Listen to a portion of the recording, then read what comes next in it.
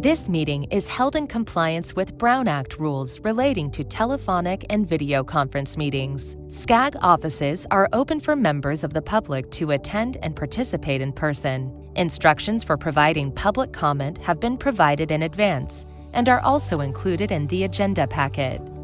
If a member of this body is attending remotely but is not at a location specified on the agenda, they may observe and comment as a member of the public, but may not participate in any member discussion or voting of this body. For all members participating remotely, please ensure your microphone is muted when not in use. Please state your name during deliberations and whether making a motion or offering a second. Any voting member or member of the public calling into this meeting by telephone can press *6 to mute and unmute. All telephone participants should identify themselves prior to speaking. SCAG encourages all members of the public to participate in its meetings. We are committed to holding meetings accessible to people with disabilities. For members of the public requiring ADA accommodation, please call 213-630-1420. SCAG offers free interpretation services. For members of the public needing information in another language, please call 213-236-1895.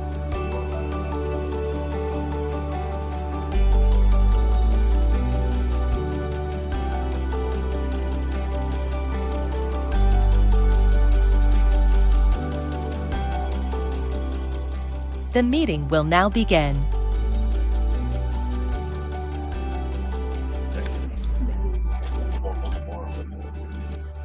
I'm following.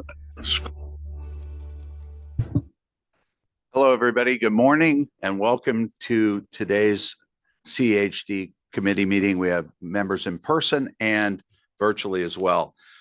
Let's go ahead and start with the Pledge of Allegiance today, keeping in mind today is also known as D-Day, the historic day in which the United States was involved, June 6th, and beaches such as Normandy overseas, and ask a member, John Mearsh, to lead us in the Pledge of Allegiance, please. Our special thoughts directed to those who pledge allegiance to the flag of the United States of America and to the republic for which it stands, one nation under God, indivisible, with liberty and justice for all. Thank you very much. Madam Clerk, just confirm we have a quorum for today's meeting. Okay. We'll open the public comments period for matters not on the agenda. And I will now look to staff. Do we have any written public comments after the deadline of 5 p.m. on Wednesday, June 5th, 2024? Mr. Chair, there were no written comments after the deadline of Wednesday, June 5th at 5 p.m. Thank you. And I'll look now to allow any public members of the public to speak on any items not on the agenda. Do we have anyone wishing to speak on that? Thank you, Mr. Chair. I'm not seeing any members in the public either in person or via Zoom. Thank you very much. I will now close the public comment period for matters not listed on the agenda. And we'll move now to the consent calendar. And staff has notified me there's a typo in the public, before we move that, on the public release start date for agenda item number 3. Under the executive summary portion. The executive summary indicates July 11th, 2024, and the correct public release date start date is July 12th, 2024. The body of the report has the correct public release start date, but we wanted to note this for the record. Do we have any members of the public who wish to speak on this item? Mr. Chair, there are no members of the public who wish to speak on the consent calendar. Okay, in order to save time, if anyone wants to pull anything from the consent calendar, I would ask that we have staff presentations before moving the roll call vote on the consent calendar. And does anyone want to remove anything from the consent calendar to discuss? I don't see anyone here. Anyone online? No, okay. All right, then I will ask for a motion to approve the consent Move calendar consent. items 1 and receive and file items 2 and 3. And I believe we have a motion. Do we have a second online, I believe? Downey. Can we repeat the name for the record, Yes. please? Second, City of Downey, Meta Claudia. Thank you very much. You have both. Great. All right, Yes. please go ahead with the roll call vote, please. Yes, thank Madam you. This is for the consent calendar. And to file, receive and file items 2 and 3. Yes, Yeah. item 1 and receive and file 2 and 3. Cindy Allen, Aye. Valerie Mescla, Yes. Drew Boyle. Thank you. Drew Boyles, Wendy Bucknam, Yes. Tanya Doby, Yes. Deborah Dorsey Parada, Bobby Duncan, Yes. Keith Ike, Yes. Bob Engler, Yes. Rose Espinosa. Yes. Thank you. Wayman Furman, Margaret Finley, Yes. Claudia Frometta, Aye. Martin Fuentes. Yes. Camilo Garcia, Yes. Marshall Goodman, Aye.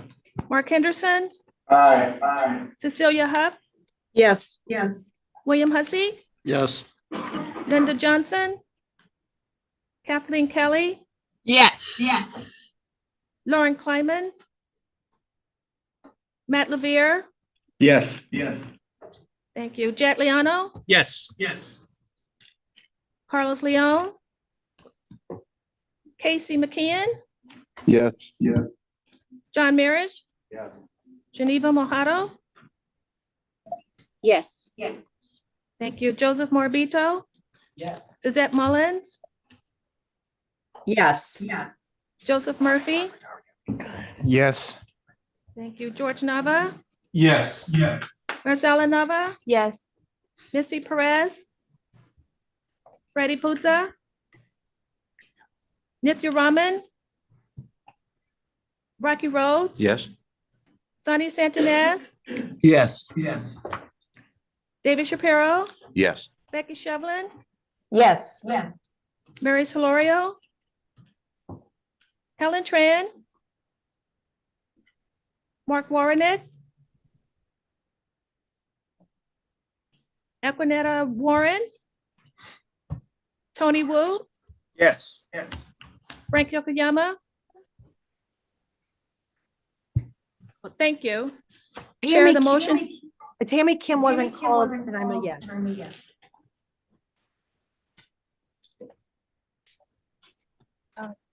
One moment, please.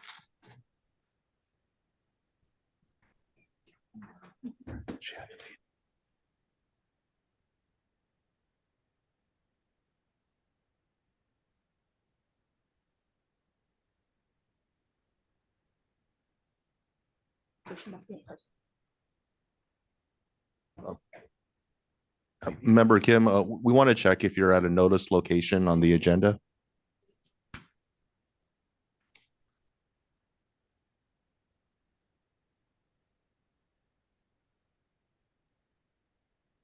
Ms. Kim, Tammy Kim, are you there?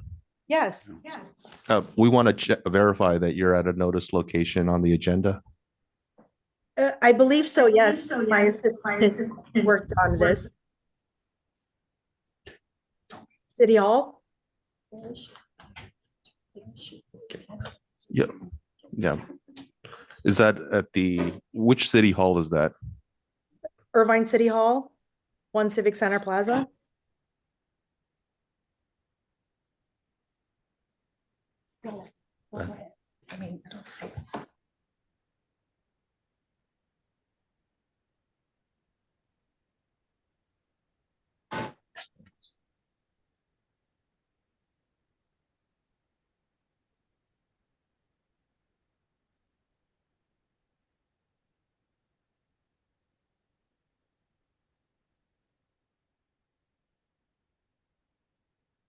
Unfortunately, Ms. Kim, you're not at a location that was noticed on the agenda, so you can participate as a member of the public, but not as a voting member of this body today. Okay, thank you. Thank you. Chair, the motion to approve the consent calendar, agenda items 1 and receive and file 2 and 3 passes with 32 yes votes, 0 no votes, and 0 abstentions. Thank you. Thank you very much. Chair, may I please vote yes on the consent calendar? Is that allowed? I have to look to my legal counsel. For the former chair, I think it's usually allowed, right? Yes, the chair can Okay. reopen I it just want to make and sure. allow the vote. Thank you. Thank you, Mr. Chair. Thank you.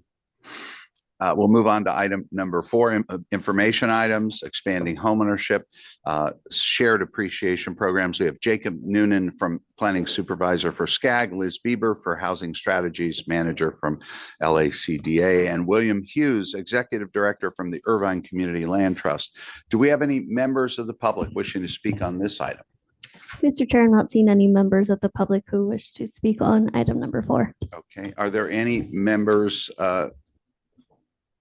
Okay, this is an information item only. The 2 speakers representing local homeownership programs will present information on how shared appreciation is used by their respective programs to expand homeownership.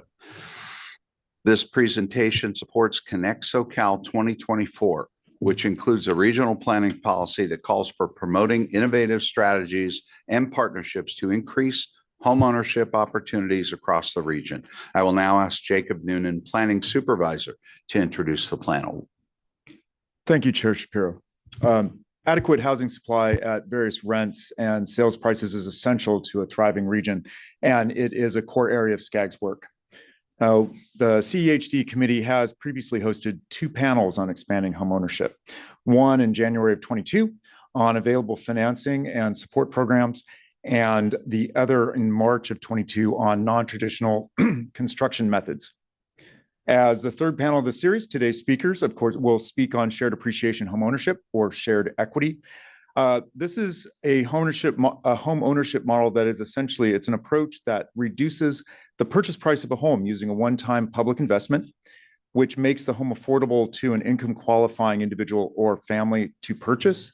Then when the home is refinanced or resold, the owner either shares a portion of the appreciation the home gains with the program, or the program limits the resale price to keep the home affordable for future buyers. So I will introduce our 2 panelists and then we'll present, and then there'll be time for questions after. Our first panelist is Liz Bieber. She is the manager of the Housing Strategies Unit in the Division of Housing, Investment and Finance at Los Angeles County Development Authority, or the LACDA. Ms. Bieber will present LACDA's first-time homebuyer down payment assistance program, and will also present LACDA's density bonus and inclusionary housing homeownership program.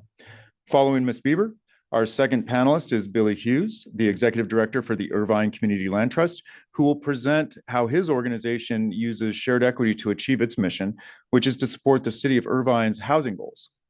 So with that, I turn it over to Liz Bieber.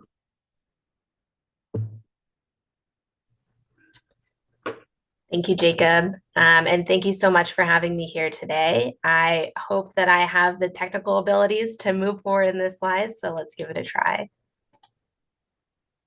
Okay, perfect. So hi, everyone. As Jacob said, my name is Liz Bieber. I am the manager of the Housing Strategies Unit in the Division in Housing Investment and Finance at LACDA, the Los Angeles Community Development Authority. So as Jacob mentioned, I'm going to be talking today about our affordable homeownership programs, of which there are 3. We have our 2 first-time homebuyer down payment assistance programs. One is for the 80% AMI household, the low-income households, and the other is for 120% AMI households, our moderate income households. And the third is our density bonus and inclusionary housing homeownership program, which is a little bit more complicated, but I'm excited to talk about. So first, by way of introduction, LACDA's Housing Investment and Finance Division administers federal, state, and local funds. These are made available to for-profit, nonprofit housing developers for the development and preservation of affordable and special needs housing. And for anyone who's unfamiliar, LACDA serves unincorporated Los Angeles County. My unit, the Housing Strategies Unit, specifically supports low and moderate income homeownership, single family home rehab programs, as well as sound mitigation. And then we do all of the land use planning and housing policy for the agency. So I'm going to dive right in and talk about our HOP 80 program. This is our longest running first-time homebuyer down payment assistance program. It's been running for over 20 years. It is financed with home dollars, which are provided by the Department of Housing and Urban Development. As Jacob mentioned, this is a first-time homebuyer down payment assistance program.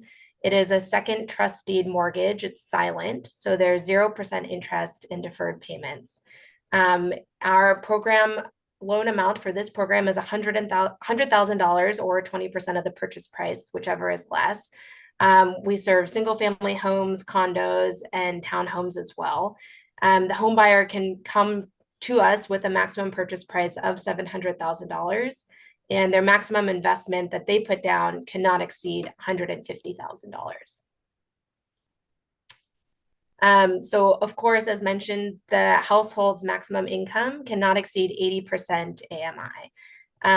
The borrower has to provide a minimum of 1% of their own funds down. These can't be from gift funds.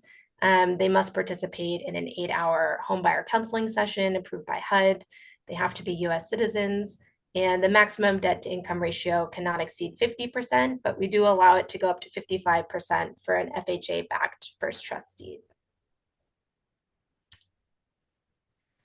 So just a note, obviously the housing market is what it is. It's very hard for a lot of folks, especially those that are 80% AMI and below, to find an affordable home on today's market at $700,000 or below. So we saw a big dip in our HOP 80 program over the last 1 to 2 years. And so looking at the market and looking at the need, this past year, we launched our HOP 120 program to serve what people call often the missing middle, the moderate income tier. So this program is new. We just launched last year, and this is our first full year that we're looking forward to running the program. So this program is actually financed with PLHA funds, the Permanent Local Housing Allocation Funds, which are provided by the California Department of Housing and Community Development. Very, very similar to the HOP 80 program. This program is a silent second trust deed mortgage, again, with 0% interest in deferred payments. Again, we serve single family homes, condos, or townhomes. The max loan amount for this program is a little bit less because the buyer is coming with us, with a higher income. So it's $85,000 or 20% of the purchase price. The home max purchase price is higher at $850,000. And the home buyer's max investment cannot exceed $250,000 for this program. And again, very similar, all of these same terms apply, except that the annual income cannot exceed 120% AMI for this program. They still must bring 1% of their own funds down, attend counseling sessions, and the same debt to income ratios apply for this program as well. So we do have a shared appreciation for both our HOP 80 and HOP 120 programs, which are to incentivize the home buyers to stay in their homes longer. So if the home buyer does sell their home in years 0 through 6, then LACDA shares in 50% of the home's net appreciation. If they sell years 6 through 10, we only share in 25%, years 11 through 15, 10%. And year 16 and onwards, we don't share in any of the net appreciation. The home is free and clear. Of course, when they sell the home, they must repay their first-time homebuyer down payment assistance loan as part of the sale. All properties require inspection, prior to our closing. They have to get home inspection, environmental, lead, termite, and an appraisal. Newly constructed homes need a certificate of occupancy, and any repairs stated must be completed prior to funding. And we serve, as I mentioned, all of unincorporated LA County, but we do also serve, I believe, 40 HOP participating cities. So if you see a city on here or that's not on here, please reach out if you would like to participate in this program. And now I'm going to shift gears and talk about one of our other new programs. It's called the Density Bonus and Inclusionary Housing Ordinance Affordable Homeownership Program, which, as I mentioned, is a little bit more complicated, but I think pretty interesting. So just to back up a little bit, in 1979, the state passed the density bonus law, and this is to increase the production of affordable rental and homeownership housing opportunities in California. Many of you, I'm sure, are very familiar with it. Developers voluntarily apply for a density bonus, and they enter into an agreement with LA County to provide affordable units in exchange for an increase in density. And that's where we come in. LACDA works directly with the Los Angeles County Department of Regional Planning. We work with developers, lenders, and home buyers to administer a non-monetary loan program. So this allows low, moderate, and middle income home buyers to purchase units at an affordable sales price. And for this program, we use an equity share model. So essentially, if a buyer is approved to create, 10 market rate units and 2 of them need to be affordable, they can sell 8 of those market rate units as they would any other project. And then 2 of those units we will covenant and keep affordable and work on the sale with them. So I'm just going to talk through that. So the way we structure this deal is we create an affordable sales price artificially for the home. And we size that based on a mortgage that a buyer can afford. The Department of Regional Planning has a housing cost schedule that's provided by the California Health and Safety Code that tells us the maximum amount that a buyer at a certain income level should be able to pay. We use that to calculate a mortgage together with the lender using the interest rate, that the market can bear. And we add that to their down payment. And that's how we come up with the affordable sales price. So if there's a low income household at 80% AMI, we calculate actually what they can afford. And that's all that they're going to pay for that home. However, the home is likely appraised at a much higher amount if you were to buy it on the market. And so that's where LACDA comes in. We provide a silent second loan. We calculate a gap between the appraised value of that actual home and the affordable sales price that we've artificially calculated. And then we secure a second trust deed on the home with 0% interest and no monthly payments. The loan is due in full if the applicant sells the home, transfers title, or refinances their first mortgage. And they need to repay the principal loan amount and the net appreciation. So just a note on this, obviously the home is affordable for that first buyer, but it is unfortunately not affordable once they sell the home. They sell it to a market rate buyer, and then that's when we recoup our second silent second.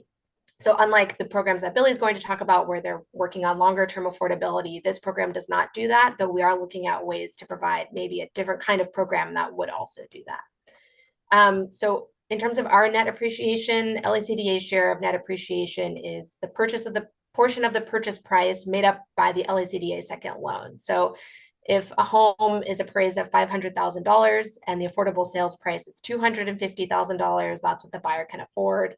And we put in a silent second, again, at $250,000, we put in 50%. Then when the home is resold, we are entitled to 50% of the net appreciation of that home.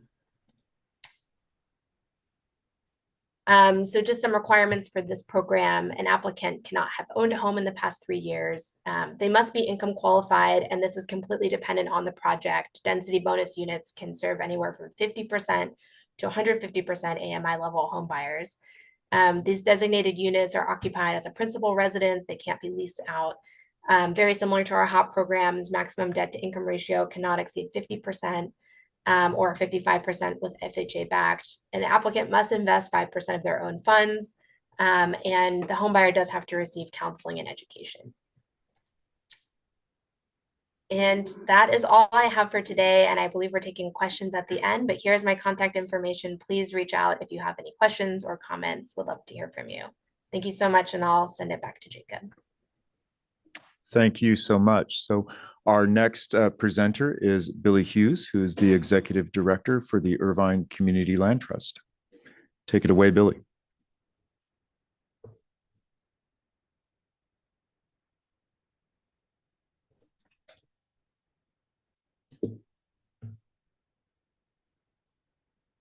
And just for those online, we mentioned it earlier. I mentioned earlier, we're going to take all questions from our committee members and the after both presentations, so we can get through the presentations. Thank you. Can you hear me now?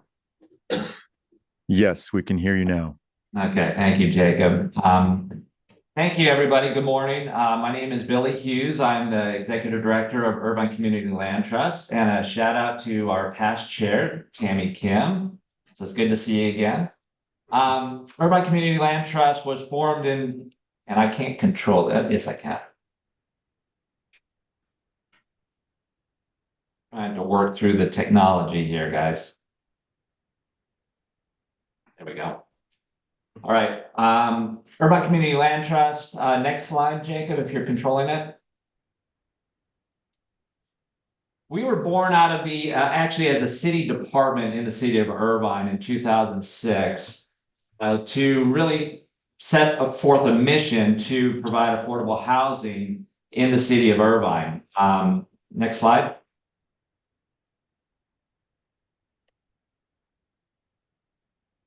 In 2006, we had some pretty lofty goals, and that included to provide 5,000 units of permanently affordable housing in the city of Irvine.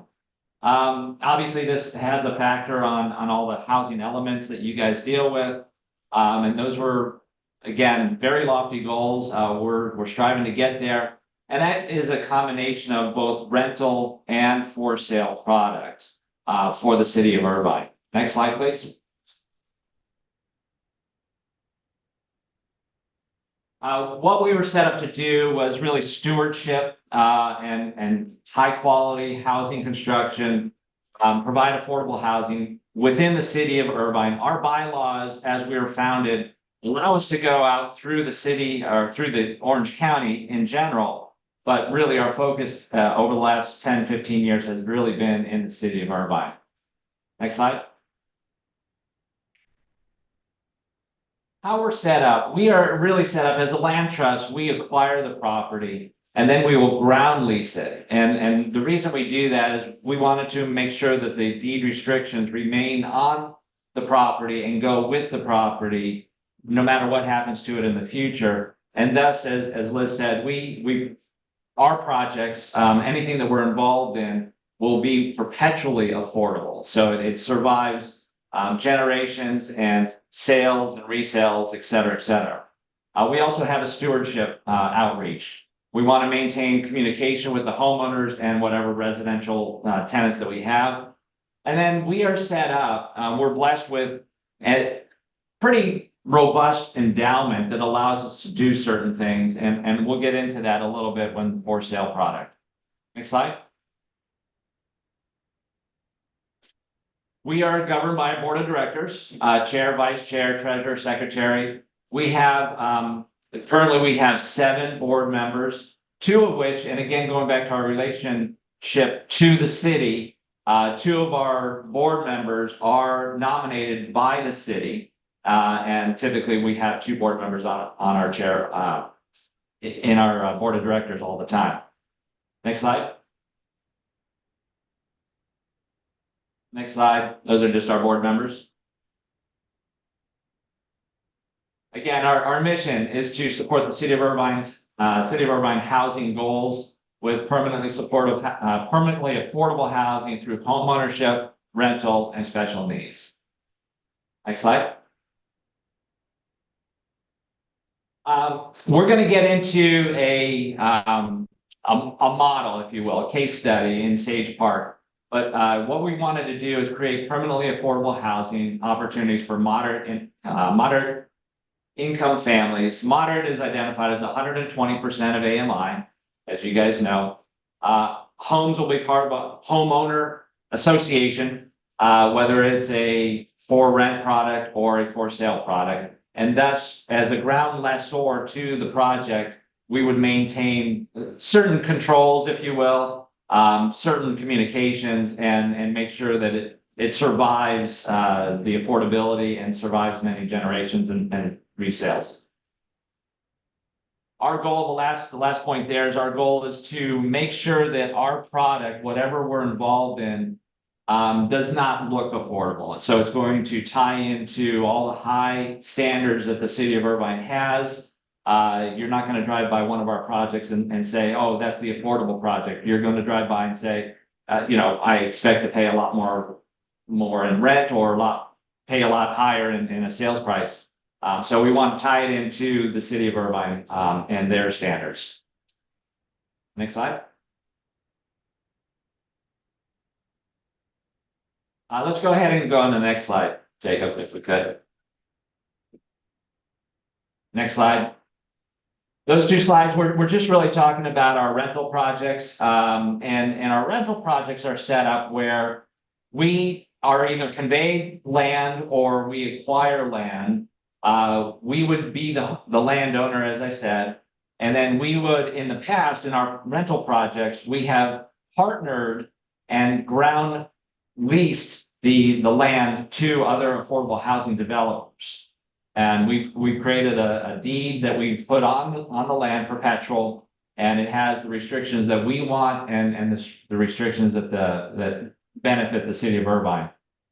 Next slide. And we'll just rifle through these. Case in point, Allegra Apartments is a project that we partnered with Amcal, a quality affordable housing developer. They're out of I think Agoura. This was restricted to families earning 30 and 50% of area median income. Again, this is a for-rent project. Next slide. Park Darien is a project we partnered with a local developer down here. Again, 30 to 60% of area median income. Next slide. And then Salerno is another project that we partnered with a group out of San Diego named Chelsea, another quality development. And then if you look at the picture, Salerno's in the foreground, but in the background is a development that was developed by the Irvine Company as a market rate, and you can see that there's really no difference. Next slide. Okay, so we wanted to get into the case study. In addition to doing the affordable for rent, our first venture into the for sale development world was a project named Sage Park in 2022. Next slide. So Sage Park is a 4-acre site that we were conveyed the land. It resulted in 68 for sale attached homes. Our model is a little bit different from what Liz was talking about in that we tried to attack the sales price as opposed to really supporting the buyer, if you will. So our homes, what we did is, as a ground lease, we lease it to the home ownership, our homeowners association, and therefore we take the land value out of the development costs, and we do not pass that along. We're able to put a deed restriction, again, restricting number one, the sale price, but also the resale price and the resale price after that. So this goes on perpetually. ICLT will maintain ownership of the land, and then our resale controls are incorporated into the ground lease, which all the residents or home buyers will agree to. Next slide. This type of development is not necessarily for the faint of heart. It's not typical. It was our first venture down the road. We're looking at trying to improve this, but as a case study, we looked at this and said, okay, well, it's going to cost us $613,000 to build, but we're putting a restriction on the sale price. So how do we make up the difference there? Well, ICLT was not only contributing the land in the form of a ground lease, so you're not passing the land value to the homeowner. Well, what you're doing is you're taking that, and we are contributing an additional sum. And between the two, that was about a $13 million investment for ICLT. Now that $13 million is we're not going to get back. So it is, it's an investment that we're making for the homeowners to the city of Irvine to benefit the city of Irvine as well. Now, case in point, when we talk about demands, there are 68 units here. When we put that out and started taking reservations for folks who wanted to apply to buy these units, we had over 6,800 applicants. So the need is there, the demand is there. We just have to find the opportunity to do this again. Next slide, please. So like I said, the total project cost was almost $42 million. Because we put a limit or a cap on what the unit could sell for, our total sale proceeds was only $32 million. So you can see that there's a gap there. Our sales price are based 100% on local AMI. We base it on a calculation of both the prevailing loan terms and the 120% of AMI. So at the end of the day, you back into the sales price, and that sales price will fluctuate up and down as interest rates go up and down.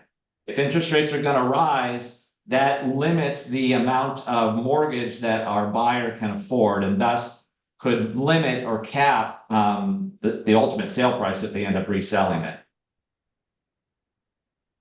Okay, next slide.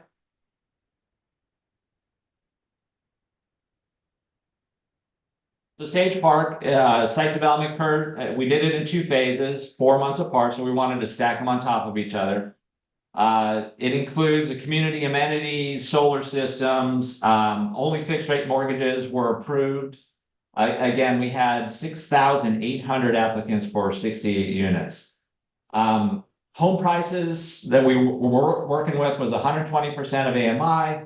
So as a measure here, a 2-bedroom unit in Irvine would sell for $425,000. Now, right across the street, you have 2- and 3-bedroom units that are built by market rate developers. They're selling for twice that. Now, how we mitigate that a little bit is because of our ground rent or ground lease to the homeowners. We have discounted the land out. So we have then capped out the total sale price. Next slide, please. And this is just an overview of Sage Park. Again, it's nestled right in the middle of quality, high market rate developments, both for sale and for rent. The homeowners cannot make more than 120% of AMI. Project amenities are as market would dictate, anything, community room, pool, tot lot, solar panels, et cetera, et cetera. And it's been a huge success for us. Next slide.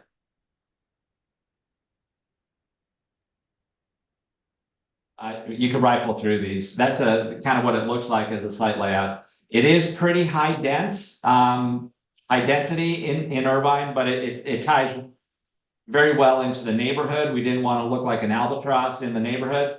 I think there was some discussion that we could do more units out there, but the surrounding neighbors and the surrounding architecture would kind of dictate the terms to us, and a 2- to 3-story building, 2- to 3-story units is really what worked well. Next slide. Just some samplings of the interiors. Next slide.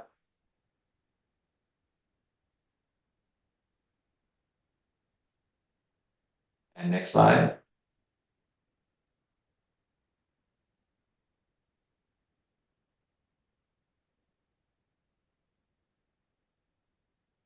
Next.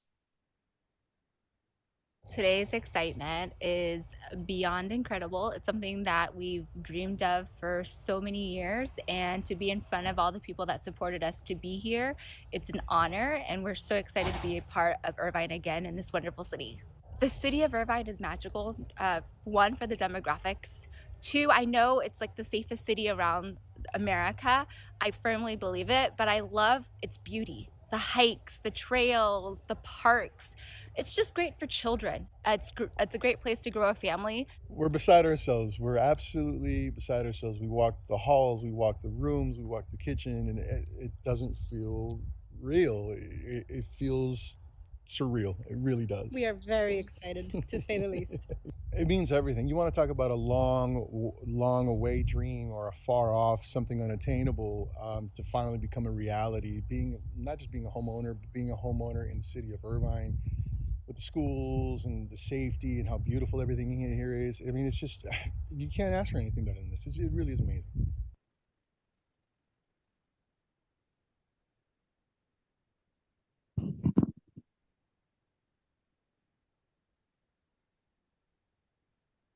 There's my Thank you so contact much, Billy information. Hughes.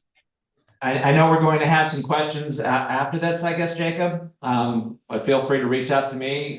There's a lot more detail that we can get into, but and we're looking to do a lot more developments, and starting with the city of Irvine.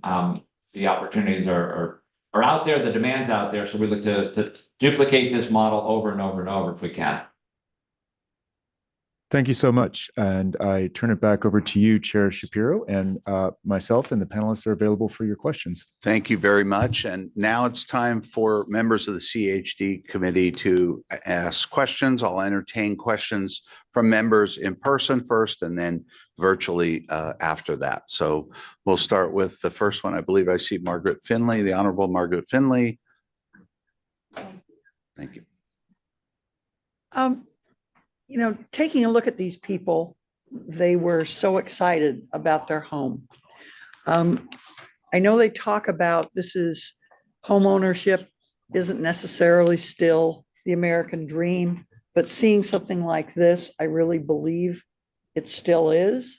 What are some limitations that I guess you could say Irvine is I guess they are charged with that make it so that people can't achieve the American dream? Did you hear the question, Billy?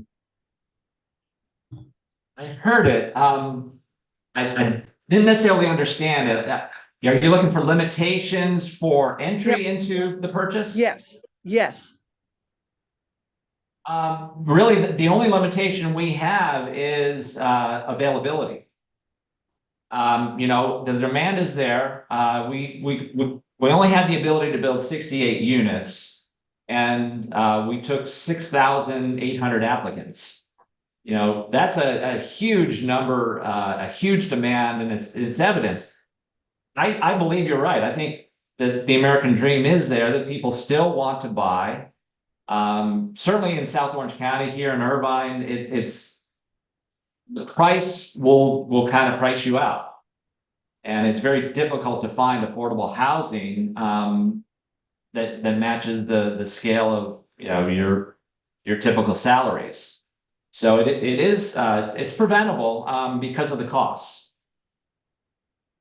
Okay, and again, what we had affordable housing that was introduced into our city, wow, probably about 14 or 15 years ago. And sometimes I think people don't really understand that affordable doesn't mean necessarily Section 8 housing. And we really had to overcome that.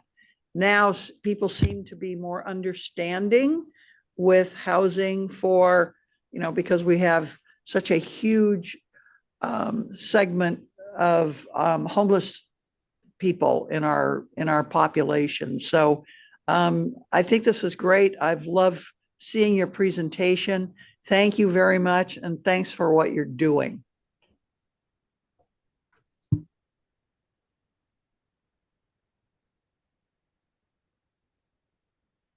All right, thank you. Next, the Honorable Bob Engler. Thank you, Mr. Chair. And thanks to our presenters for those fascinating case studies and everything. I guess I have a couple of the obvious question, I think, for Billy, from our perspective. In Thousand Oaks, we are currently looking at a for sale project targeted for affordability. You had 6,800 people apply. I think the obvious question is, how did you come to picking your 68? What process did you go through? Any parameters that perhaps you had? You know, that's a great question, and certainly it's not a set in stone answer, I think, but I think where we went was a lot of the things that Liz was talking about. You know, a lot of same qualifications that Liz's group requires when they're borrowing money. We vetted through the applicants to make sure that they were checking all those boxes as well. Yeah, really the big trigger was, Do you make less than the 120% of area median income? And are you going to reside in the unit, full time? This is your permanent resident. This is not a for lease or a flip or anything else like that. We want to make sure, and we annually certify the residents out there. And as the ground lessor, we're able to stay in the deal, stay in communication with the homeowners and make sure that they are certifying and they agree to, under their deed restriction and their ground lease, that they will agree to abide by the terms that they've signed on for. In terms of your annual review of the residents, if a resident sort of graduates out of the medium income parameters you have, are they required to leave then, or how do you approach that? No. Once the unit's sold, it's sold, and they can certainly. We're not going to, limit their ability to earn a living. But on resale, the new potential buyer would then be vetted through the purchase price would be capped based on market loan conditions. But yeah, no, they can certainly rise up beyond their 120% of AMI. Thank you. That's good. Yeah, as a clarification, the certification really is limited to are you the homeowner, and have you resided in the unit for the full year? Thank you for that clarification. Appreciate it. I know one of the things that we're struggling with for our project is cobbling together different types of financing for the actual build. Can you go a little bit into some of the financing for the construction of these places you put together at SAGE? It's not complicated if you have the money. Like I said, we were blessed with a settlement from the city of Irvine and Orange County to be able to do this.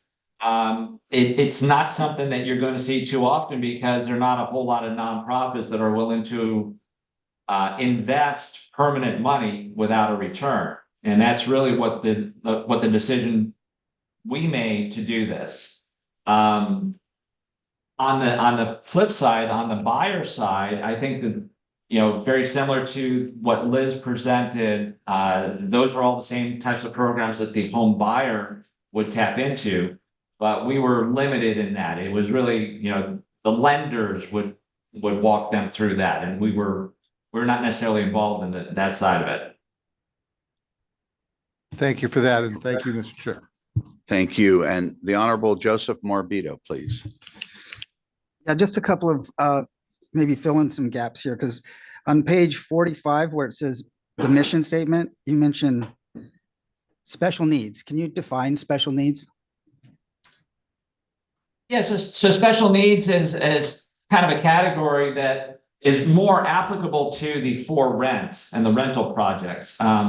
It's more, I guess, better to define through TCAC and HCD, where we would get our financing for those specific permanent supportive housing, homeless, veterans, et cetera, that are needing special needs and services.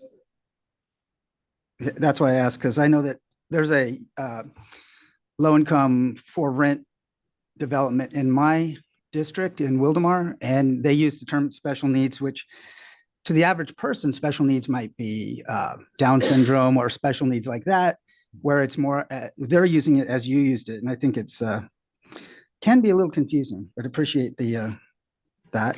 And then if I can ask, back on page 35, it was about an 8-hour homebuyer counseling seminar. What would that look like? That's a good question. I think Liz is probably more right. I mean, more educated on that. Yeah, no, that's a good question. Thanks for asking. They do it in different increments. I actually have not participated in it, so perhaps I should, just to see what it's like. But I think they're confirming that the person is adept at knowing how to take on their first mortgage, what the payments entail, everything to do with buying a home, making sure that they're aware of our requirements from the agency. And I believe it's in 8 separate parts, and it's a HUD, created program, something that we have to do by using HUD dollars. So they put it on, but we'll check it out further and we'll be happy to get back to you more. Sure, appreciate that. I mean, it's good to help anyone entering into home ownership so that they can avoid losing their home. So that's good. Thank you. Thank you very much. I saw the Honorable Marshall Goodman had his card up. You got answered? Okay, yeah. Thank you. Then we'll go to the Honorable John Mirisch. Thank you so much. I just wanted to briefly say, I didn't have any questions, that I love the fact that this committee is exploring these expanding home ownership opportunities. I think each one of the programs that we've seen offers something unique. We see the demand is huge. And I think that the takeaway from that is we need to figure out ways to go even above and beyond what we're seeing here. So great work, keep it up. And let's absolutely try and expand homeownership opportunities. That's the way that we are able to lift more people, more families into the middle class, which is being squeezed from both sides. And I can't think of more important work that we or SCAG continue to do. So thank you, everybody, and let's just keep it up. Thank you. Well said. And lastly, in person, we have the Vice Chair, Honorable Rocky Rhodes. Thank you, Chair. I'm doing the math for the homeowner, and I'm trying to do the what's in it for them. The great thing about home ownership is, one, your rent dollars aren't just going away. That in theory, when you sell the house, you've increased that equity and you get those payments back. But with the limitation on selling, or these being perpetual affordable units, do you predict, or has there been much equity growth for the homeowner, or is that just sort of a foregone conclusion that there won't be much equity growth? You're just saving your payments. I'm assuming that came to me, that is a good question, and the answer is it rises with the prevailing tenant factor is AMI.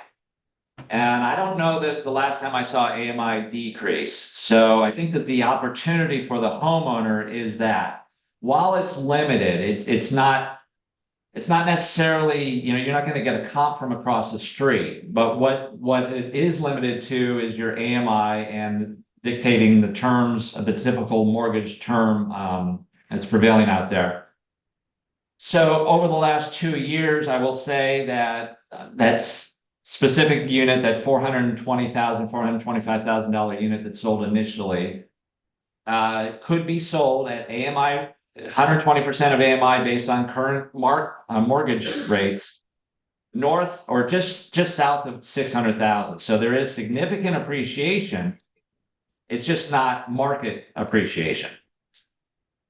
And that makes sense to me. Now, with the county or with the tax assessor, you said that they're playing along with this, but do they change the assessment based on sales price as opposed to market price? How do they do that? And are they guaranteed to stay with you for the whole project?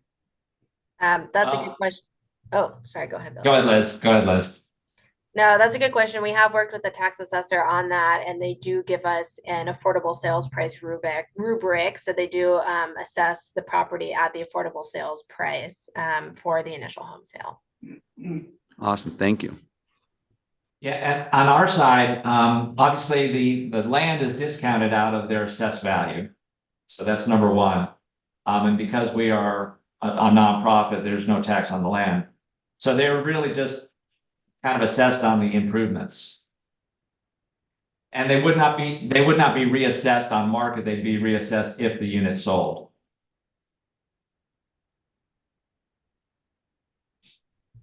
Thank you very much. Now, very patiently look to members online. I see no other raised hands or placards in the room.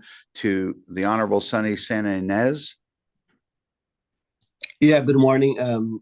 Thank you, Liz and Bill, for the very informative presentation. I have a question regarding participating cities. If a city has a similar program for the home ownership program, can they partner with LACDA to make it more attractive for the buyers to buy these properties? That's a good question. I can look into that. I believe you can't have an identical program. You know, we have limited dollars and we are trying to spread it around, but if, you know, we can potentially layer financing, that's something that we can look into. So please, you know, reach out and I'd be happy to talk to you about it further. Can you look into that and then get back to us through SCAG? Sure, absolutely. Okay, very good. Thank you so much. Thank you very much. The Honorable Mark Henderson. Thank you, Mr. Chair. My question is for Liz Bieber. Thank you for that presentation, Liz. How does a city become a participant in the program, and of the cities that are current participants, do you have any data and show as far as successful cases that or homeownership opportunities that they've actually executed in their cities? That's a great question. I'd love to get back to you on data with projects in these participating cities. You know, so we do use home dollars, and so you do reach out to us, and then we can use the home allocation for your city. So please reach out to us and we can talk to you further about that. You know, our projects are slowing, so we haven't had a lot. We've had around 20 or so done this past year, all over unincorporated LA County and in the participating cities. But happy to send sort of a general how the HOP program works, how you can become a participating city, and our general numbers to SCAG after this. Okay, I'll send you an email. Thank you. Thanks. Thank you very much. Honorable Don Caskey. I think you're on mute. Don. There we go. Both of these presentations are really uplifting to me as an architect, and because we've been all watching how this is all going. And the only thing I think that John pointed out is, you know, 6,000 applicants and 68 units is a little bit, you know, it's right in your face that where the opportunity is and where we need to be. And I'm all for it. My question is in regards to the Sage Park project. The ICLT equity was about 13.5 million. And I think I caught a little bit of maybe that kind of money that they had access to was through some something through both the city of Irvine and the county of Orange. I'm not sure. I'm kind of wondering, is that kind of a sustainable equity trough, or is it something that we're just looking at something that is a one and done or five and done kind of a thing? And how does that look in the future? Because this is really encouraging. Yeah, so I'm glad you're asking that, because that's kind of the gist of the presentation, right? It's not for the faint of heart. This is kind of the model that's not done often enough because of the limitations. You think about the factors of the land was donated, and land in Irvine goes for roughly $4 million an acre in this area.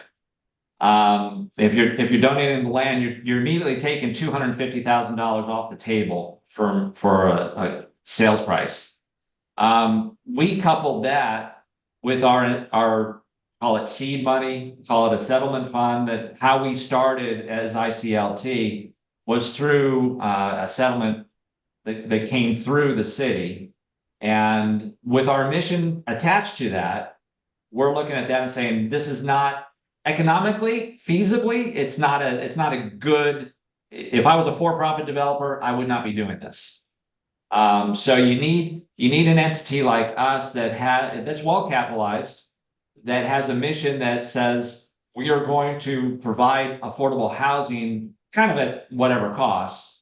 And you're right, it's not a one and done. But in current model conditions, it's a probably 4 or 5 and done. Thank you. Thank you very much. And last question is from the Honorable Martin Fuentes. Good morning, everyone. And I thank the city of Bellflower. This is my first meeting attending SCAG, newly appointed. But question to LACDA.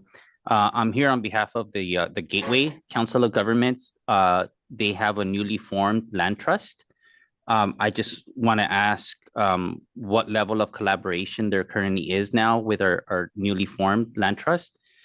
In Cudahy, we're very limited by space. We're only 1.2 square miles. So one of these projects covers our whole city. So it's an issue not of building new, but I've always had the idea of converting existing rentals. We're 85% renters. And we have a lot of apartments. We have 13 mobile home parks. And I don't know if that is a conversation that we can engage in, is converting existing rentals to potential home ownership. Yeah, thank you for that question. It's really interesting. You know, we're exploring right now potentially new programs in preservation, including like a NOAA program, naturally occurring affordable housing program where we would purchase and then preserve. You know, currently it's thought to be like purchase rental and then preserve those units to keep them affordable, not necessarily to convert them to home ownership. But we do also have a community land trust program. It was a pilot program where rental units were purchased with the idea of converting long-term to home ownership. And so we're still in year 3 of that program. So I'd love to talk to you about it further. I think that would be really interesting to look into. I just wanted to note I do have answers to the gentleman that asked about layering financing with our HOP program. LECDA's loan does have to be in second position. So that is the only caveat. And so that's been a challenge when we've tried to layer financing with other programs. And then in order to be a participating city, if you did not receive home funds from HUD and you wish to sign up with us and opt out of your home funding, then you can become one of our participating cities since it involves home dollars. So anyways, happy to put that in writing and talk further. And I don't know if I answered your question, but hope so. Thank you very much. And thank you. Welcome. We'll do that again in a few minutes. Thank you, Jacob, and everyone for presenting. We'll do a lot more.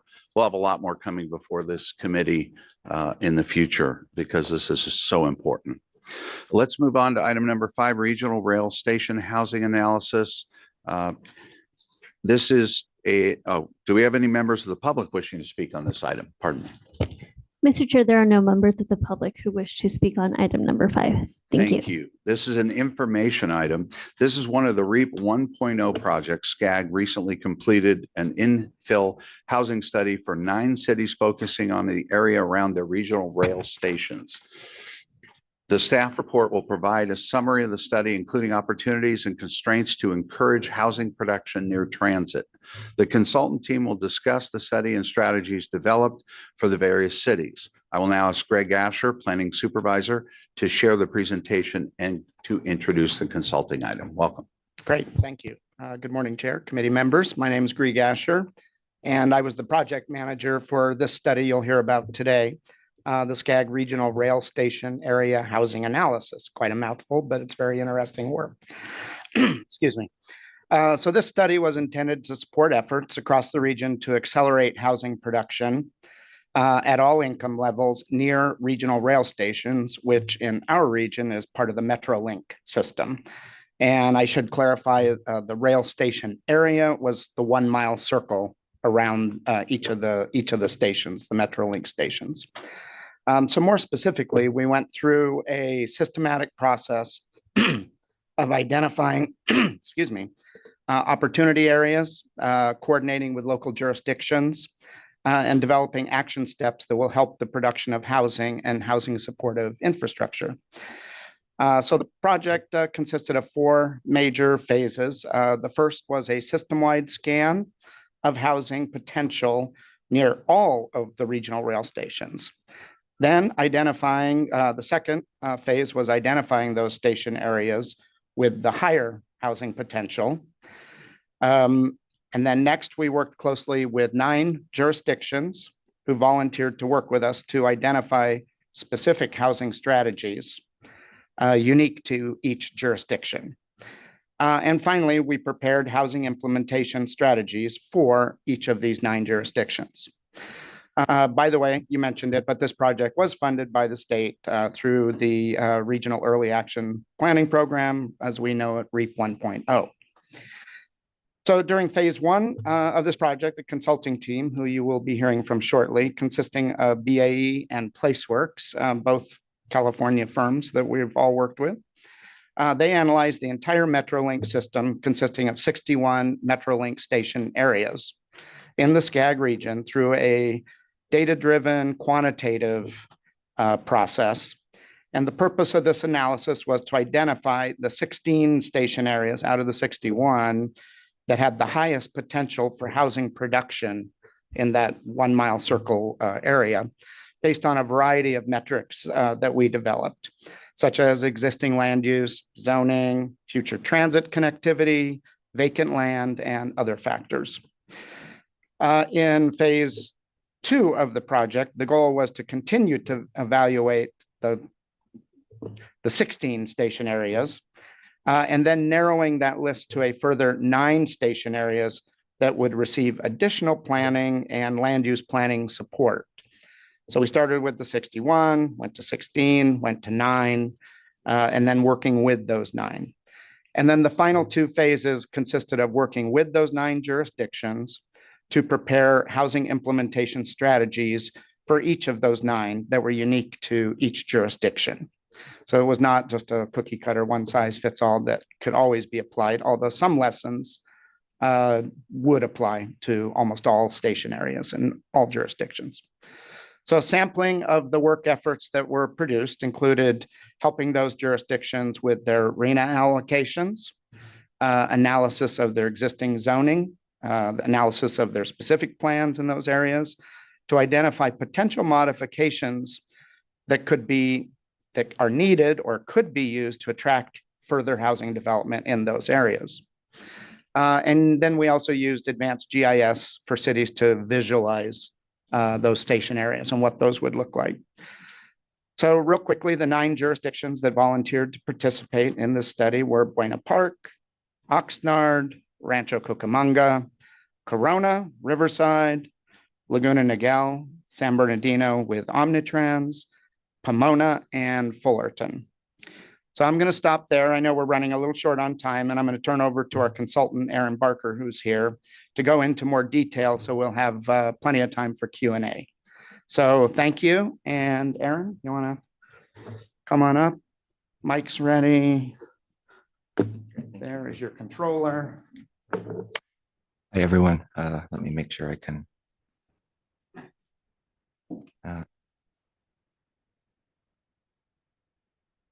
Okay.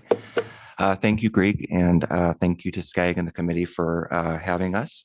My name is Aaron Barker. I'm with BAE Urban Economics. We are a land use and real estate advisory firm based here in Los Angeles, and not joined with me today was PlaceWorks, who was a firm that we work very closely with on this effort. So we're here to provide, as Greg mentioned, an overview of the SCAG regional rail station area housing analysis program.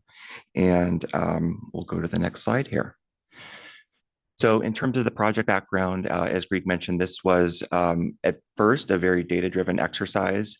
Our task was to identify Metrolink area station areas in the SCAG region that were best suited for transit-oriented development. This was a very data-driven exercise where we used SCAG land use data set, vintage 2019.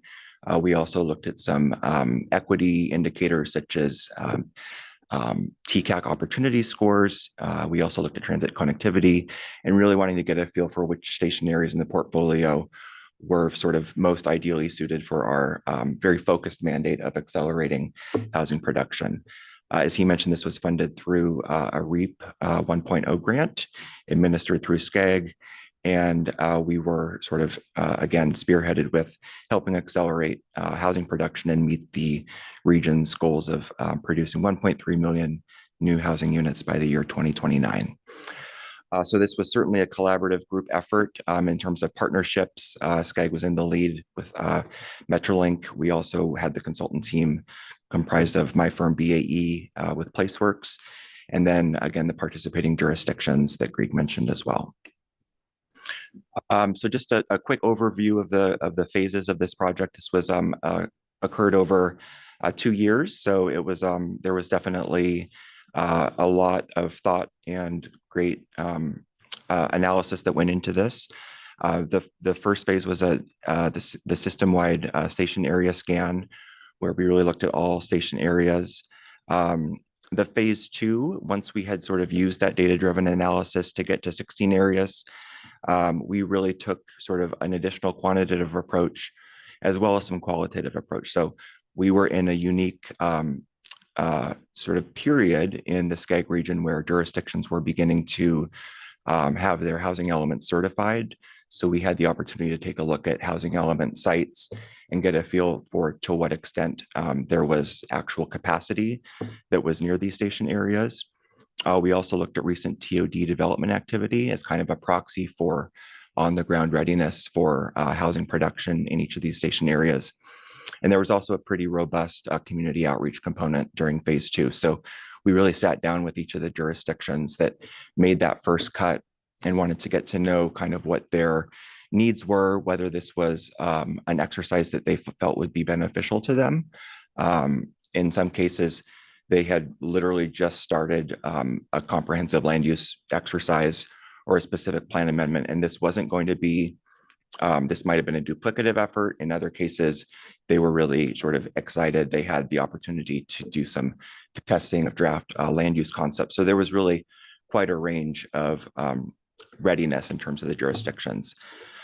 So once we sort of went through that phase and whittled everybody down to the final 9, we worked very closely with those 9 jurisdictions to formulate the work plans. The work plans that we engaged with occurred over, I would say, a series of waves. So we focused really on several jurisdictions at once, and these work plans came out in batches over the course of the year. And these housing implementation strategies were really meant to be tailored to each station area. So this wasn't sort of a prepackaged land use and market exercise. This was very much getting in the weeds with their unique code and figuring out what was working and what was maybe needing a little bit of assistance.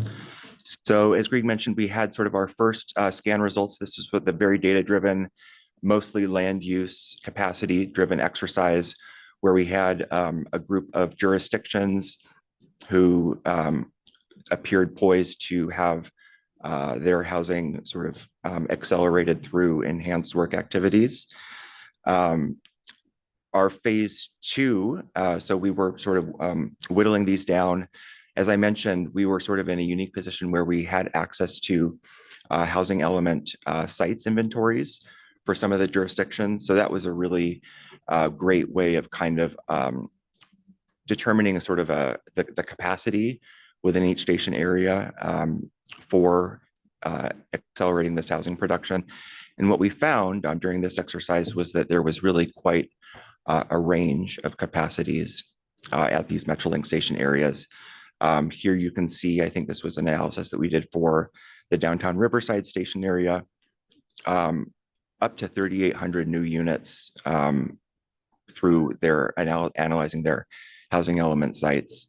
At the lower end was Rancho Cucamonga with 745, but you can see that the station areas that elected to participate in this program, there really was significant capacity all around. So the third phase is where we're working very closely with the 9 jurisdictions. Originally, we were slated to work with 8 jurisdictions, but there really was quite a lot of interest overall in working with us. So we ended up working with 9 jurisdictions during this phase. Notice was sent to these jurisdictions via a welcome package sent in April 2023. As I mentioned, the work sequence was spaced out in waves according to basically their readiness and their capacity. Okay, so as we mentioned, every jurisdiction is extremely unique. We had a range of market conditions. We had a range of sort of, as I mentioned, housing capacity. We had specific plans that were in some cases 15, 20 years old. In some cases, the specific plans were literally in draft form and ready to be adopted. So there was quite a range there, but we sort of are highlighting here sample collaboration efforts from the 9 jurisdictions.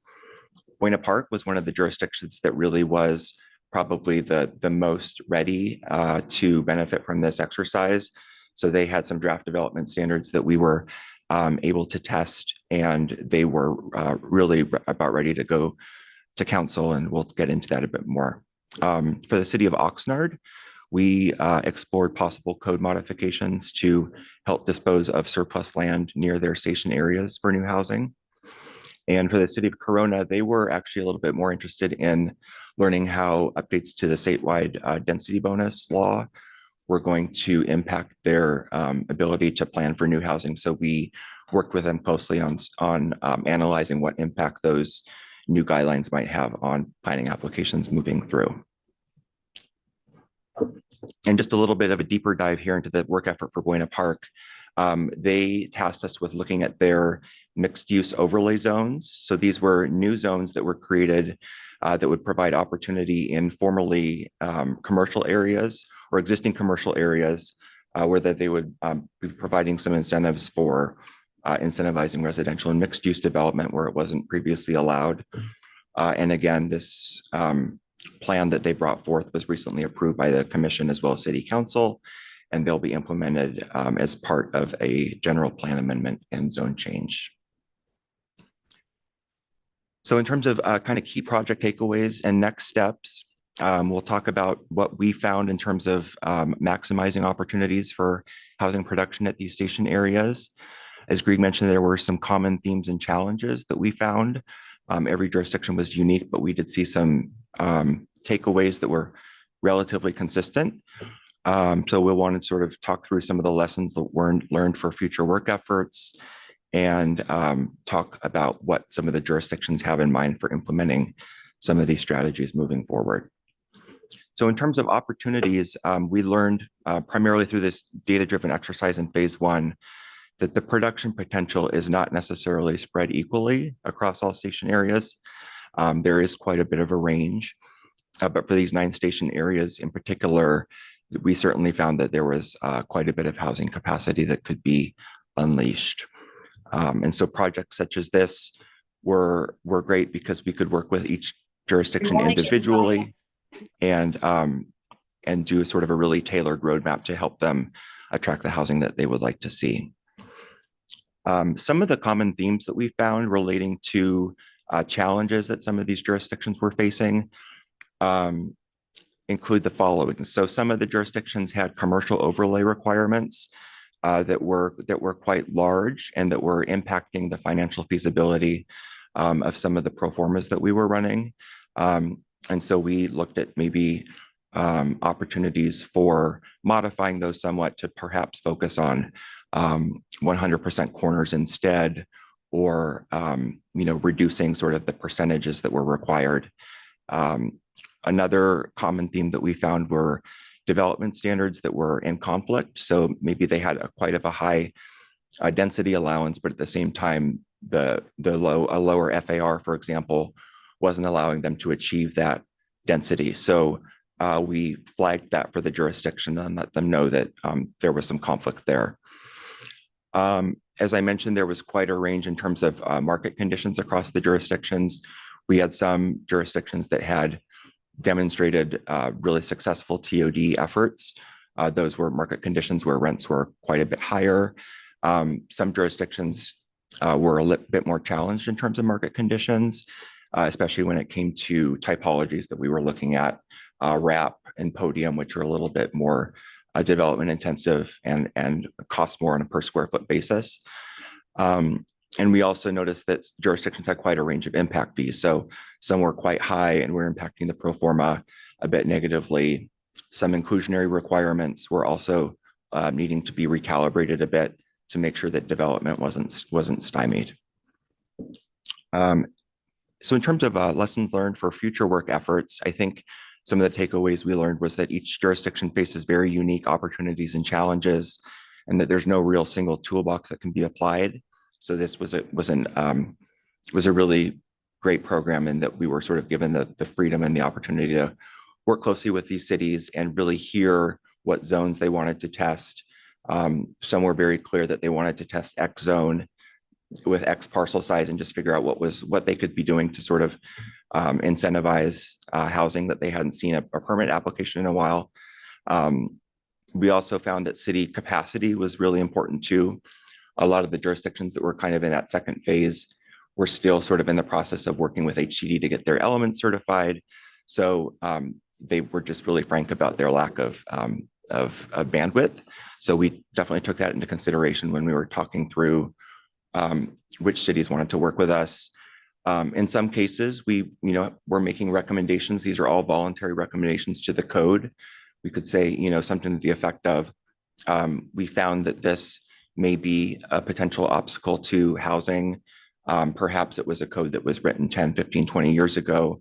Market conditions have changed quite a bit since then. Here's what we might suggest as you're looking, forward to future land use planning efforts. Another thing that we also heard a lot from the jurisdictions was that, as we all know, the statewide density bonus program goes through a new iteration each year, getting quite turbocharged. And so they were suggesting that a lot of the land use remedies that we were suggesting were already sort of being modified or incorporated by this new state density bonus law. For example, if we were saying that you could go up an additional story, well, you're now allowed to sort of have a waiver and concession that allows you to do that. So we're finding that the planners that we worked with were suggesting that that the state density bonus law right now is sort of getting them over that initial hurdle for the time being of getting the projects approved, and that they can take a closer look at the code as time allows. So in terms of summary and looking ahead, we want to emphasize that these plans have really directly supported SCAG's planning and policy goals, including transit-oriented development, 15-minute communities, and that in most jurisdictions, finding from these implementation strategies, of which there were 9, will be folded into either concurrent or near future rezoning efforts as documented in our work products for each of the cities. So thank you very much. I'll turn it back over to the group. Thank you very much. Appreciate that. I'll now entertain questions or comments from in-person members of the committee. The Honorable John Mearsh. Thanks so much. So in talking about transit-oriented development in 15-minute communities, the idea is that people actually are living and working there. Have there been any studies done to see in previously built projects what percentage of people actually do live there, and which maybe are taking public transportation and which are maybe using their cars? Do we have any empirical sort of data about what the reality is of the theory? I think that's a good question. I think that that's probably dependent on the jurisdiction. I think that you could probably do a commute shed analysis or sort of look at where the employment centers are. And, I think that there's a lot of to your point, just because you're living near a train station doesn't necessarily mean that your job site is down the rail. But I do think that, for a broad segment of the population that doesn't have access to vehicles, for example, that TOD development really goes a long way in sort of helping them. Right, but I've read articles that say in some cases they're amenities for, wealthier people or whatever who still use their cars. I think it'd be great if we could develop sort of a standard kind of questionnaire for these kinds of projects so that we can actually evaluate what the usage is, because the theory is great, but let's see if reality matches the theory. From some of the articles that I've looked at, as said, it's an amenity, it's great to have, but I really use my car or whatever. And, that to me would be, it's one thing to look at the theory and that sort of thing. And maybe SCAG should in general be looking at what we can do to look at existing developments and then see if we can take those findings and apply them to future policy decisions. I note that I guess if you live on a line or directly in connection, depending on if where you need to go is convenient to that, that can save time. But I am so consistently compared to like in London, where it's, if you do the Google Maps test, you in many cases spend more time commuting by car than you would by public transportation in London. Well, we just looked this morning, got here early with a couple of the colleagues here, and how long would it take you to go from here, where we are downtown, close to public transportation, to Disneyland and to the Arboretum? And it was like, if you wanted to go to the Arboretum, it would take you 24 minutes to drive. It would take you an hour and 30 minutes to take public transportation. If you wanted to go to Disneyland, it would take 34 minutes. It would take 2 hours and 14 minutes by public transportation. So I think that's a question that we also have to answer in the LA area, or in Southern California, that is, because public transportation isn't necessarily, and TOD by extension, doing what it does and can do in other places. So I think having data about the actual usage in existing projects will help inform what we might consider going forward. But I really appreciate your work, and thank you. Thank you. The Honorable Wendy Buckman.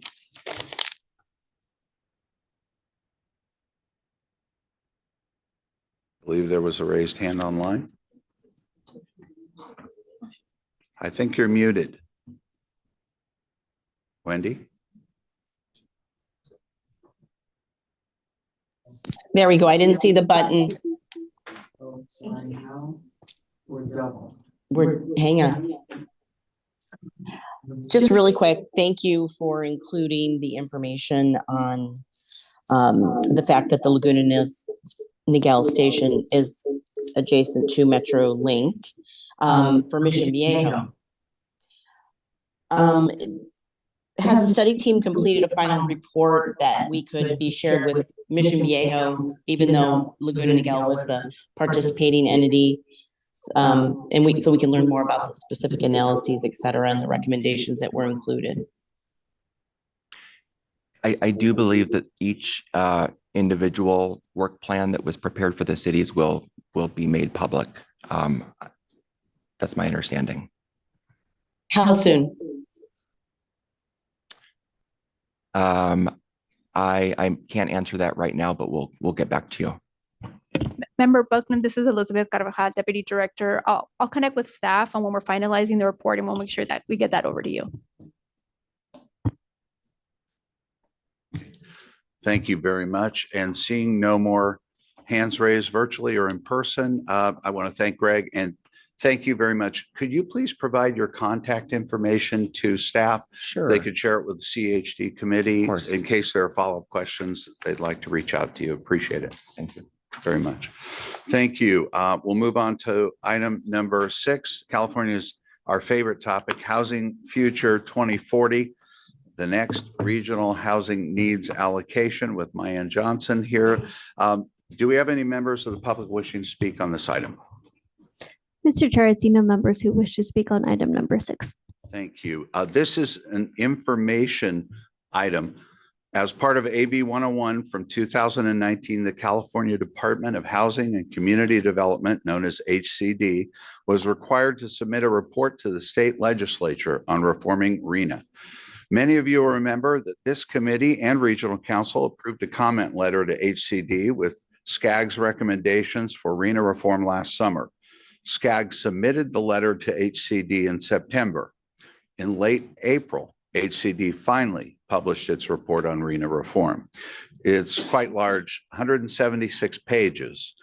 So SCAG staff is still reviewing the recommendations and whether HCD took SCAG's recommendations into account, along with evaluating potential consequences. SCAG's also monitoring how HCD plans to implement their recommendations. I want to emphasize that this item will just be an overview today of the report and its structure. SCAG staff will bring back a detailed analysis of the report at a future CEHD meeting, so we will have time later to get into the recommendation details. At this point, I'll turn it over to Mayan Johnson, Housing Manager, to present the report. Thank you. Thank you, Chair Shapiro, and good morning, members of the CEHD Committee. I'm Mayon Johnson, Housing Department Manager, and as Chair Shapiro mentioned, talking about one of our favorite subjects, the Regional Housing Needs Allocation, RHNA.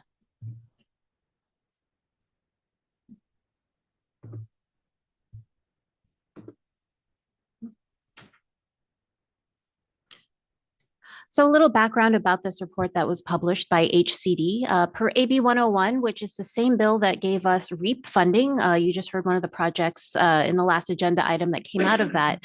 It was also a requirement for HCD to look at ways to reform RHNA. So that just a quick background for those uninitiated in it. It's a process led by the COG, but also influenced by HCD and their data determining housing need for the region.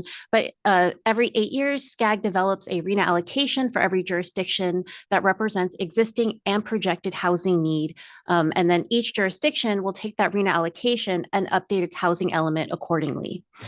So HCD was required to provide a recommendation report to the state legislature at the end of last year. So as part of their process to develop this report, they did a statewide outreach engagement, including the sounding board, which included invited experts from across the state. Humbly, I'll call myself an expert here in RHNA. So I was the representative from SCAG that sat on it. And we did have some updates given to this committee based on what was shared at these. But in any case, we did submit a comment letter to HCD as part of their process on our RHNA reform recommendations. And this was also done through our engagement process. So this report was due at the end of last year, but it wasn't published until about mid-April. So as Chair Shapiro mentioned, it's 176 pages long, and we are trying to look at that comprehensively. But it does also address issues raised in a March 2022 state auditor's report. So it does cover a lot of topics.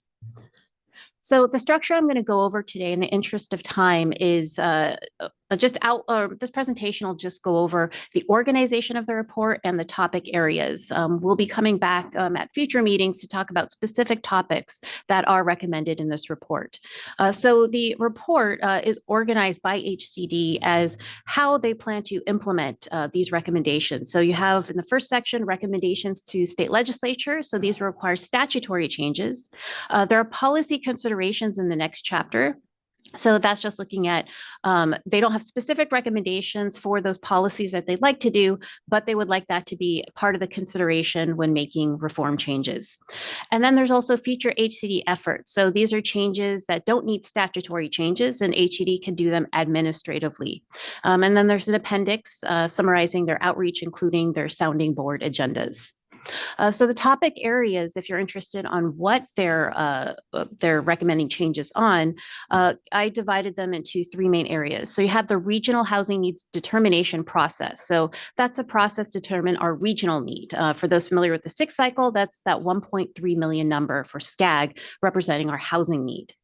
There's also the COG-led methodology appeals and allocation process, how we get to the individual jurisdictional allocations. And then another topic area is consistency with our Connect SoCal plan, RTPSCS, and our growth growth forecasts across the state. So I'm not going to read all of these. You'll probably want to read the report as well. So just highlighting, these are this is a list of all of the different topics they want for the regional determination process. And again, that process is led by HCD, and they do it in consultation with the California Department of Finance and also with the COG. There's also the COG-led methodology appeals and allocation processes. So I won't go over the bullet points, but they do have recommendations either from statutory changes all the way to administrative changes. And of course, there's also improving the RHNA and Connect SoCal alignment. So they do have some recommendations there. And so all of these do require statutory changes.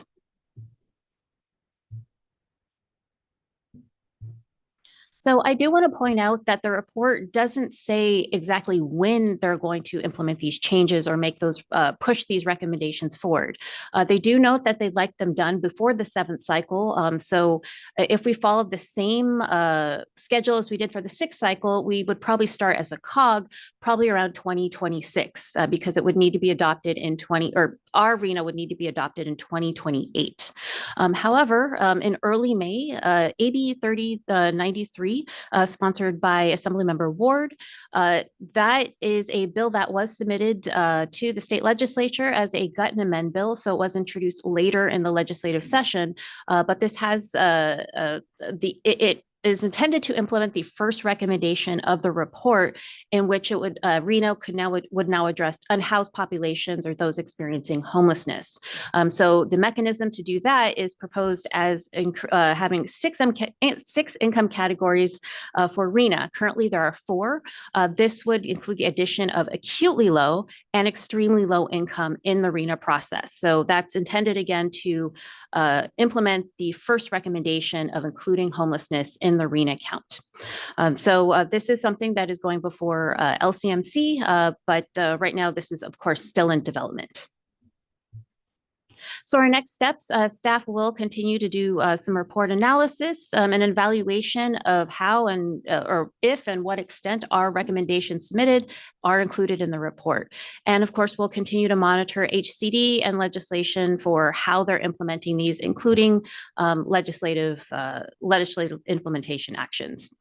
So our future reports to HCD, again, will bring back further analysis and of course, updating you on any new laws that come about or what's in development. So with that, I'd be more than happy to take any questions that you have. Thank you, Mayan. And I know this committee looks forward to your coming back and having a very robust discussion when you have a detailed analysis for us. I'll look to members' questions or comments in person first, then online. Well, Honorable Margaret Finley. Thank you. Hi, Mayan. Do you look at this as good or bad for cities with 2 additional categories, income categories? Currently, we are still evaluating a lot of that in the sense that it is new. Obviously, for jurisdictions, that is a little more work on their end as well. But in terms of the actual impacts, whether or not this would be fully implemented and how it would be implemented, we're still analyzing that. Okay, and I guess my initial thinking was, you know how they will come in and say, oh, you've got to have this percentage here, this percentage here. Well, say you have the just very low income, which is maybe 0 to 30%, you could have more in closer to 30% as opposed to acutely low where you would have to have a certain percentage there. I don't know whether I'm making myself clear. I don't know if it would necessarily increase a RHNA income category. It's just that acutely low, it would be defined as 0 to 15% of area median income. And then extremely low would be 15 to 30%. And then you have very low, 30 to 50%. And so currently you just have the lowest category, 0 to 50%. So those 2 new categories would be a subset of what is now considered very low. I see. Okay, thank you. Thank you. The Honorable John Mearsh. Thank you. And I also look forward to the robust discussion that we're going to have in the future. I do want to say that I think that in the past, there have been audits of HCD, some of which have shown that there's been double counting and other things. I think that this group, that our committee and also SCAG in general should support, and I believe there's a couple of people in Sacramento who are in the legislature who are trying to get another audit. I do think that an ongoing audit would be a good thing, and I would suggest we discuss that as well, an audit of HCD, which would also cover some of these issues. Thank you. Thank you very much. The Honorable Frank Yokoyama. Thank you, Mr. Chair. Thank you for that presentation, Mayan. You mentioned in your agenda, you discussed in your agenda report, and you mentioned here in this report about Assembly Bill 3093. There's also Juan Carrillo's AB 2485, where he wants to improve accuracy and transparency in the development of the RHNA determination. And I think that's important to also look at HCD's report in light of Juan Carrillo's AB 2485. Has staff, and do you have anything about the HCD's report that touches upon Juan Carrillo's AB 2485? It's a little tough to say because obviously everyone is interested in transparency and accuracy of the RHNA allocation. But AB 2485, we have been involved in that because that is actually one of the recommendations we set forth in our comments to HCD. That was increasing transparency of the regional housing determination process. I believe Kevin Gilhooly, I don't know if you wanted to comment on that bill itself. Sure. I'd love to jump in. Thanks, Mayan. Kevin Gilhooly, Legislative Affairs Manager. 2485 is SCAG's sponsor bill. I'm pleased to report that bill has made it out unanimously of the State Assembly about 2 weeks ago. And just today it was referred to the Senate Housing Committee. It'll be up for a hearing in 2 weeks, I think. And we'll be happy to provide additional information to you as that bill hopefully progresses. Thank you very much. We have a dual question from the Honorable Wendy Buckman, or comment, and Lucy Dunn. I'm not sure if it's both of you or one of you. Thank you. Thank you. It's Wendy. It was confusing before, so we just decided to combine it on one screen. So it's me. Thank you, Mayan. And as you know, I will stay very engaged in this process, as I learned so much through the last process, and thankfully a lot from you. I just want to, I appreciate the report. I appreciate you including the notation on AB 3093. So I do support and understand the need for staff to continue to review. It's very complex, on this HCD report, and I am a little bit troubled about the legislation that's already underway that implements certain report recommendations. In the interim, what can we do as a region to keep on top of any other bills or legislative policy that may be introduced that implements even more provisions? Kevin knows I was going to ask this question, so I see you looking back to him. That's good. Even more provisions of this report while we as a region are still kind of analyzing the report. And will SCAG or any other NPOs formally provide comments to HCD on the report? Thank you.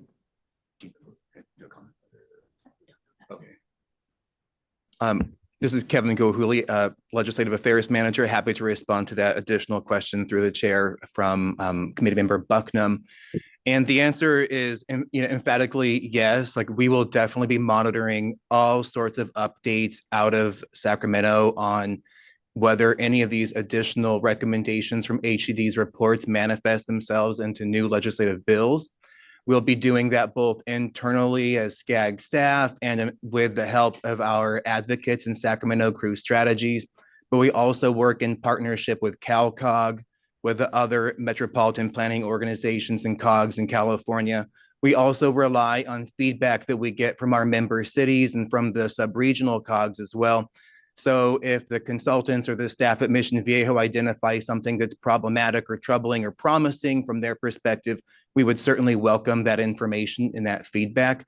And then I just heard from Mayan that in terms of a formal comment from SCAG, that's to be determined. So hopefully we'll have more information on that at the next opportunity. Thank you. I look forward to that and participation in that. Right. Appreciate it. Thank you very much. And I know we're looking forward to your coming back and spending more than one meeting on this particular item. So appreciate it very much. Thank you. And thank you to all the members for their comments.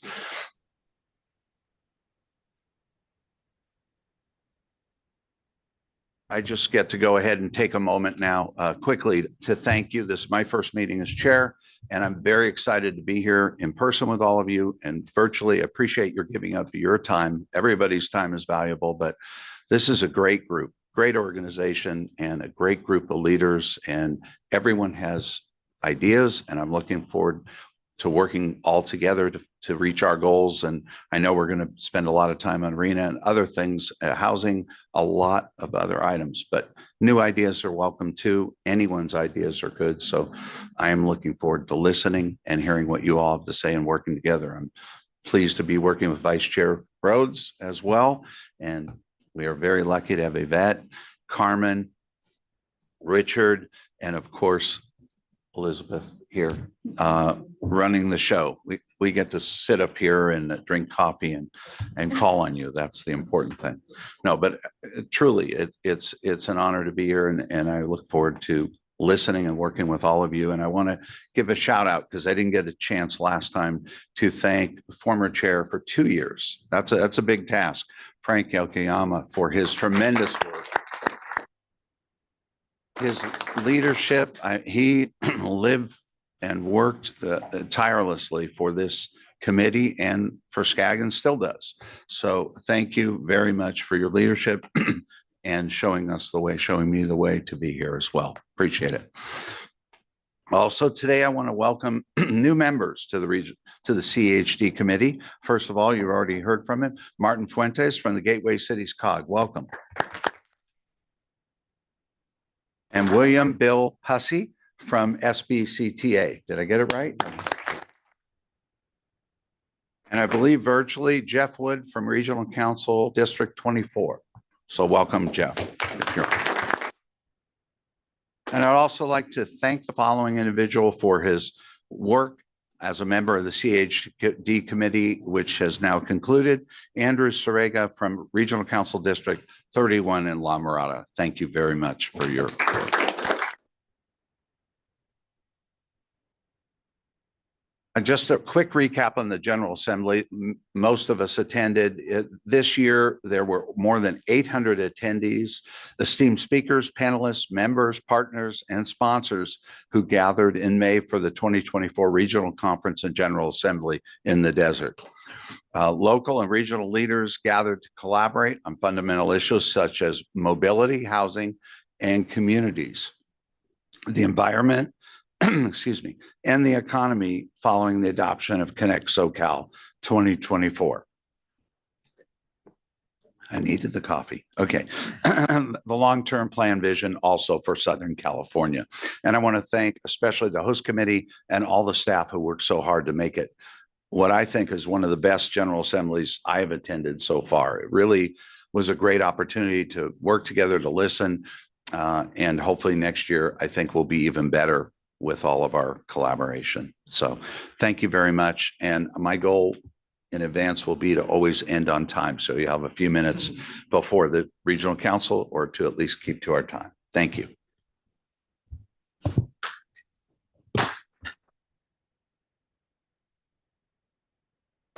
Good afternoon, CEHD members. Yvette Macias, Government Affairs Officer. I have a quick update on the Sustainable Communities Program.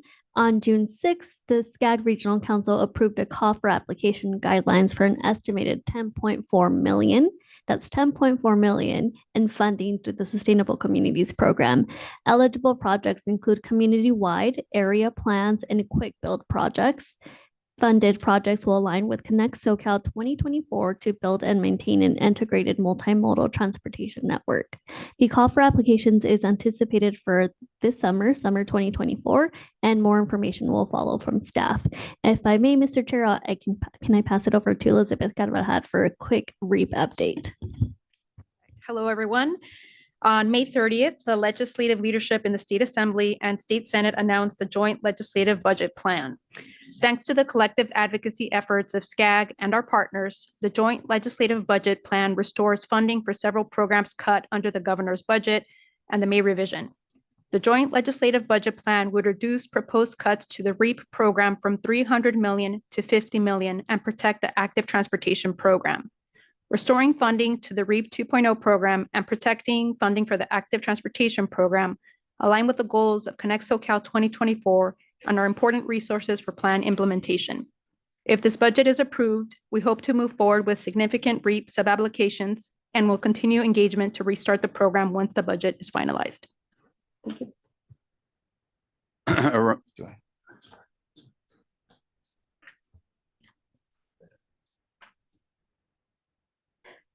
Okay. Just checking, always. A reminder that CHD committee, we will not meet next month because the July 4th holiday is at the same time. So in advance, happy July 4th weekend. We're also dark in August. So our next meeting is not till Thursday, September 5th, 2024 at 9:30 a.m., but we can all communicate before then. The meeting is now adjourned. Thank you.